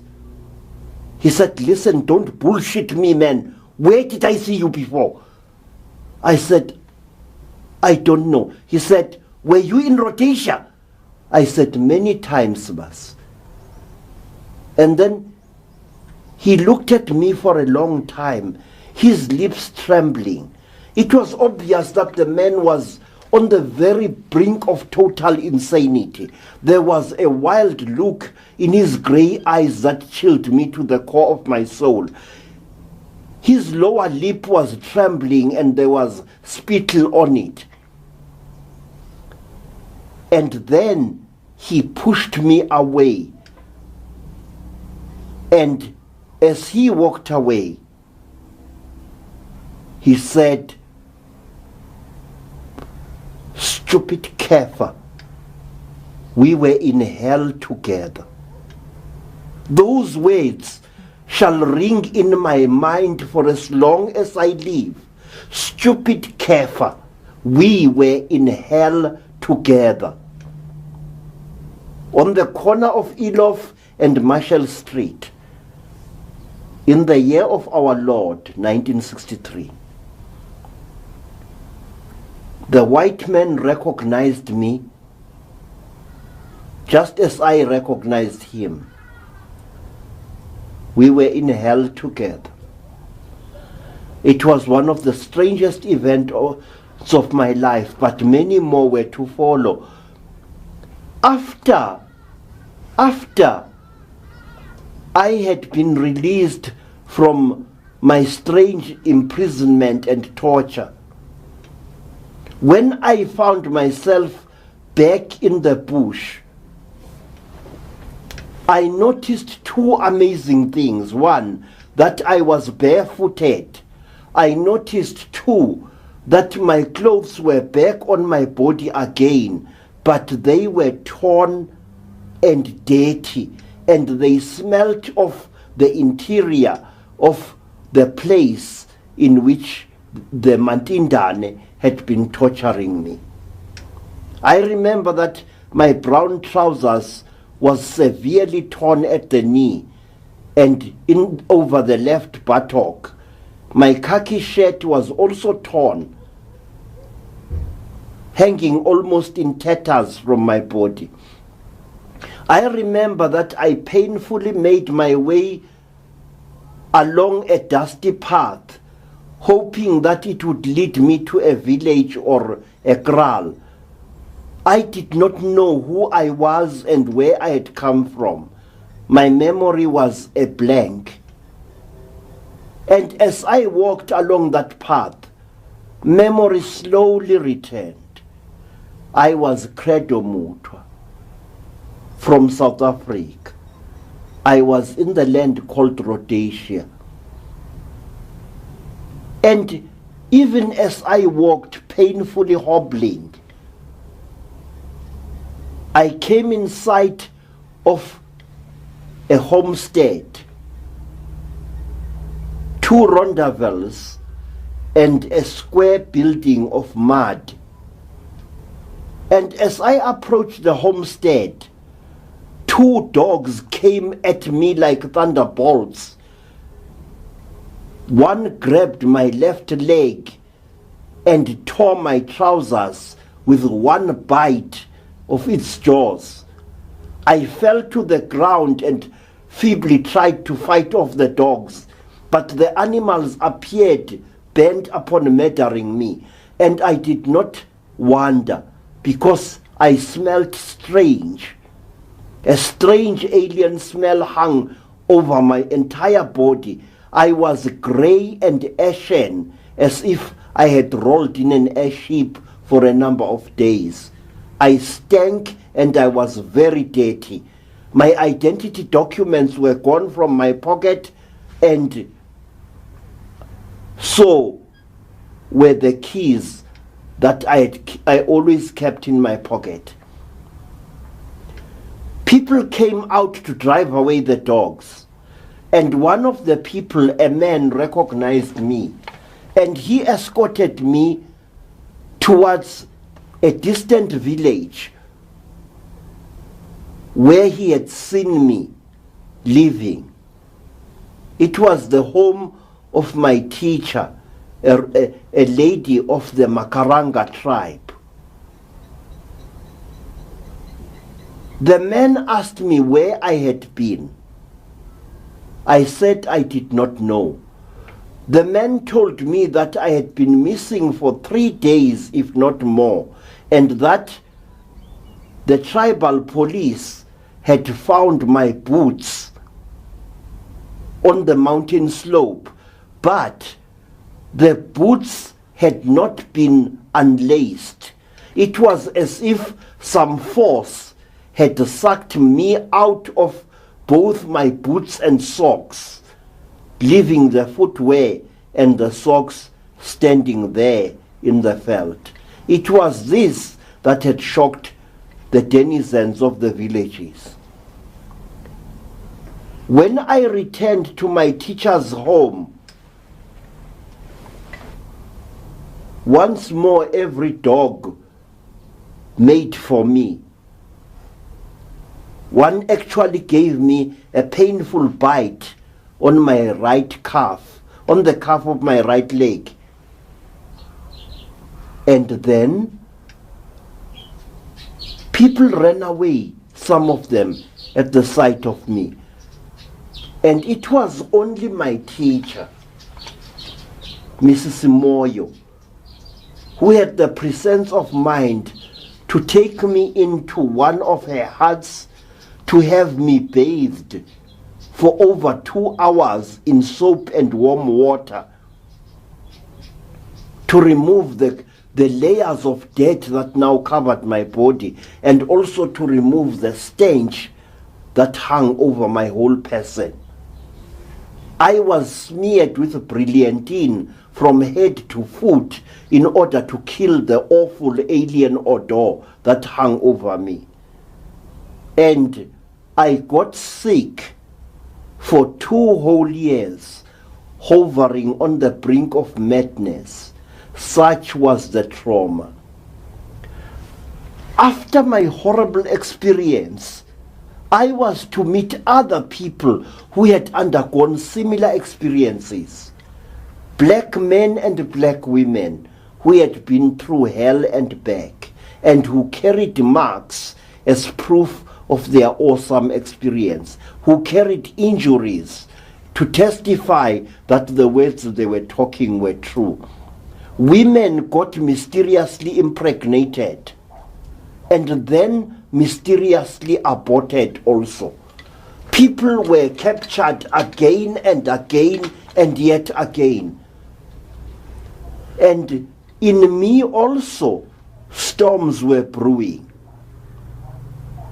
It appeared as if these Matindane creatures were bent upon following me through wherever I went. I could say more, but I leave that for others to tell when I'm gone from this earth. But let me tell you this, that there is no glory, there is no glamour, there is no sanctity in being captured and tortured by a Matindane. People who say that these creatures speak to their victims telepathically are telling cheap lies. These creatures do not talk to you. Strange pictures are instilled into your mind. Pictures of the end of the world.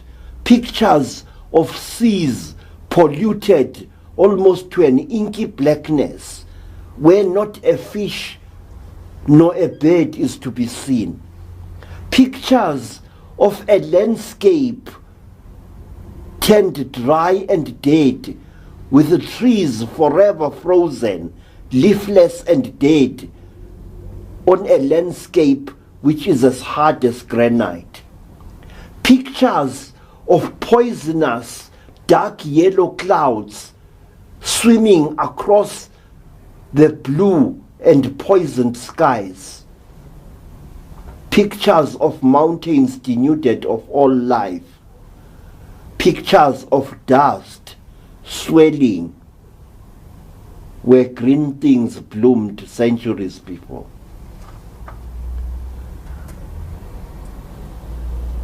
When you have been captured by the Matinda, you want to find out exactly why this happened to you. As a traditional African, I am taught to accept this, to only know that for some reason I had been chosen by these godlike creatures for some kind of sacrifice. But I refuse to accept this. And so I went from people to people, from group to group, trying to find comfort, hoping to find sense out of something that really made no sense. And then one day, I was fortunate enough to correspond with a white lady called Elizabeth Clara, who went a long way in trying to make me understand what had happened to me. But my mind was still not satisfied, and it still is not satisfied. I want to know the reason behind the things that the Matindanes do. I am not one of those who believes that these Matindanes are experimenting with us. There is too much purposefulness, too much efficiency behind the whole thing. These creatures are harvesting us for some reason. And they are harvesting not only human beings but also animals as well, because they often molest and mutilate animals in the African bush. And each animal that has been molested and killed by the Matindane is known by a number of facts. One, the animal never rots in the bush as it lies dead. It simply dries up as hard as a board. The many scavengers, the crows, the vultures, and other carnivores that devour dead things in the African bush never touch an animal, whether wild or domestic, which has been killed by the Matinda. They never do. And if you observe the carcass of such an animal on a dark and moonless night, you will notice that in many parts of it, there is a strange, eerie glow, clearly recognizable in the starlight. What it all means, I do not know. All I do know is that somewhere out there, there are creatures of an extremely high intelligence, creatures that have haunted the lives of our remote ancestors for hundreds, if not thousands of years, creatures that still haunt our lives at this day and this hour.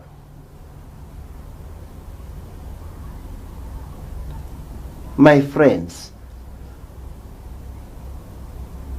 as a result of several years of experience, I would like to advance this argument The Mantindane creatures do not come from any star or star system in space.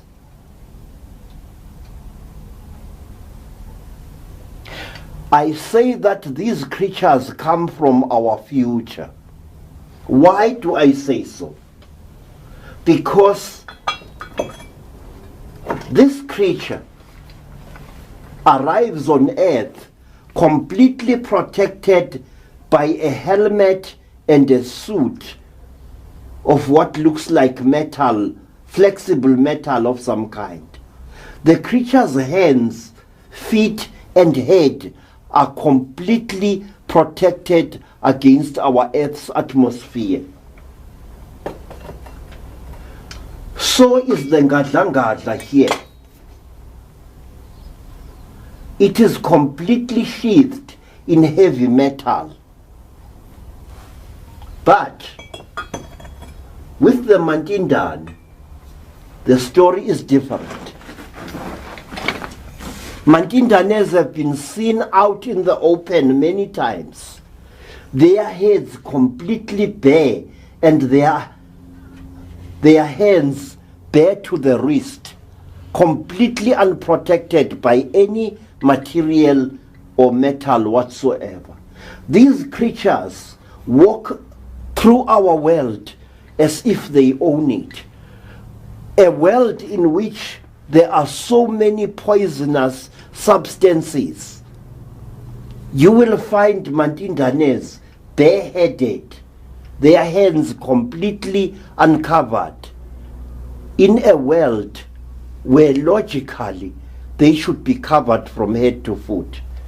These creatures, furthermore, are capable of impregnating earth women. They seek fluids and flesh from us human beings. If these creatures were a species of creatures from some far planet, they wouldn't do that. They wouldn't be able to impregnate our women. They wouldn't be able to do what they are doing to us. These are our descendants. And when you have been worked over by them, you will understand that what they are doing to you, they do it with angry consciences. They are taking revenge upon us for what we have done to our future a few thousand years from now. And I am firmly convinced of this, and all things that have happened to me since that terrible day have served to confirm that these are our descendants, not aliens from some far galaxy, no. Now, one last thing, let me tell you. There is a race of alien creature to which the Ngupusana creature belongs. A race of creatures who are tall, with metallic golden hair and bright blue eyes. These creatures are often seen in Africa. They are known all the way from the Congo Republic right down to Ciskei in South Africa. And black people of many tribes call these creatures by a strange name, a name by which they have known them for hundreds of years. The name Watende, Walende, or Wazungu, or Walungu, or Balungu. Now, when Africans met white people from Europe, they transferred to the white people the name by which they had known these blonde-headed blue-eyed extraterrestrials. The name was Zungu, Watende, Walende, and Balungu or Belungu. Now, what does the name Watende mean? It means the people of the whirlwind. So does the word Mzungu, which is used by many tribes in Zimbabwe and elsewhere to refer to white people. So does the Zulu word Mlungu or Umlungu. It means the righteous one of the whirlwind. Why? Because when a ship, a spacecraft belonging to these beings descends upon Earth, it does so at a fast spiraling rate. And as a result of this spiraling, it causes a whirlwind to form, which often damages African hearts. So you see, the black people first became acquainted with extraterrestrial white men and women before they met the real article. And what a meeting it was. Very explosive, as any history book will tell you. Thank you.